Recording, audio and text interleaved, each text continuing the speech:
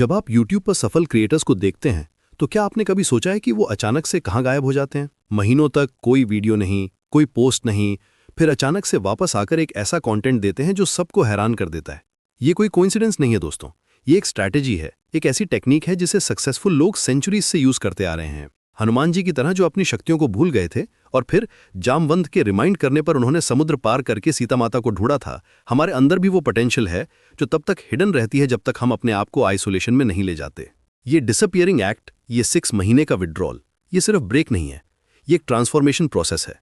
आज के टाइम में जब हर सेकंड कोई नोटिफिकेशन आ रही है, हर मोमेंट कोई डिस्ट्रैक्शन है, सक्सेसफुल लोग एक बात समझ गए हैं, रियल ब्रेक थ्रू तब आती है जब आप नॉइस से दूर हो जाते हैं।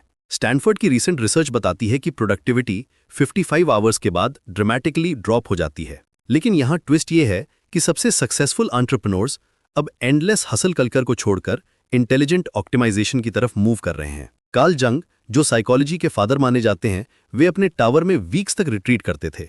बोलिंगन में अकेले रहकर वे अपने डीपेस्ट थॉट्स को एक्सप्लोर करते थे, फिर वापस आकर ज्यूरिक में अपनी क्लिनिकल प्रैक्टिस रिज्यूम करते थे। ये बाई मॉडल फिलॉसफी है, डीप वर्क और शैलो वर्क के बीच क्लियर डिवीजन।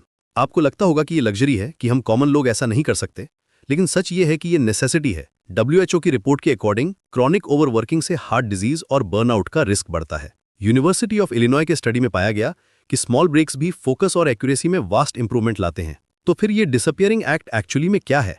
ये एक स्ट्रेटेजिक रिट्रीट है जहां आप अपने डिफॉल्ट मोड नेटवर्क को एक्टिवेट करते हैं। जब आप कांस्टेंट स्टिमुलेशन से दूर हो जाते हैं, तब आपका ब्रेन क्रिएटिव मोड में स्विच हो जाता है। ये वही स्टेट है जहां ब्रेक थ्रू आइडियाज आती है। मॉडर्न एंटरप्रेन्योर्स इसे प्रोडक्टिविटी टूरिज्म भी कहते हैं। वे ऐसी लोकेशंस चूज करते हैं जो उनकी बिजनेस परफॉर्मेंस और पर्सनल वेल-बीइंग दोनों को एनहांस करें। ये सिर्फ वेकेशन नहीं है, ये स्ट्रेटेजिक लोकेशन इंडिपेंडेंस है। लेकिन सबसे इंपॉर्टेंट बात यह है कि ये डिसअपियरिंग एक्ट प्लान्ड होता है। सक्सेसफुल लोग रैंडमली गायब नहीं हो जाते। वे अपने ब्रेक्स को शेड्यूल करते हैं, बाउंड्रीज सेट करते हैं, टास्क्स डेलीगेट करते हैं। वे पोमोडोरो टेक्निक जैसे टाइम मैनेजमेंट मेथड्स यूज करते हैं। जब आप अपने YouTube चैनल को ग्रो करना चाहते हैं तो ये स्ट्रैटेजी और भी पावरफुल हो जाती है। कंटेंट क्रिएशन में क्रिएटिविटी सबसे इंपॉर्टेंट एलिमेंट है, और क्रिएटिविटी तब पीक पर होती है जब आपका माइंड वेल रेस्टेड हो, जब आप डिफरेंट पर्सपेक्टिव से चीज़ों को देख सके। रिसर्च शोज करती है कि जो एंटरप्रेन्योर्स प्रॉपर स्लीप लेते हैं, उनकी रेवेन्यू ग्रोथ 23% ज़्यादा होती है। जो रेगुलर एक्सरसाइज करते हैं, वे डील्स 18% फास्टर क्लोज करते हैं। ये सिर्फ नंबर्स नहीं है, ये प्रूफ है कि स्ट्रेटेजिक विड्रॉल एक्चुअली में बिजनेस रिजल्ट्स इंप्रूव करता है। हनुमान जी की स्टोरी में भी यही लेसन है।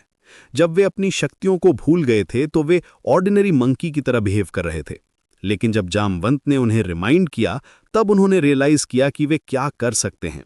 उन्होंने अपने अंदर की पावर को रीडिस्कवर किया और इम्पॉसिबल को पॉसिबल बना दिया। यही होता है जब आप स्ट्रेटेजिक डिसअपियरिंग एक्ट करते हैं।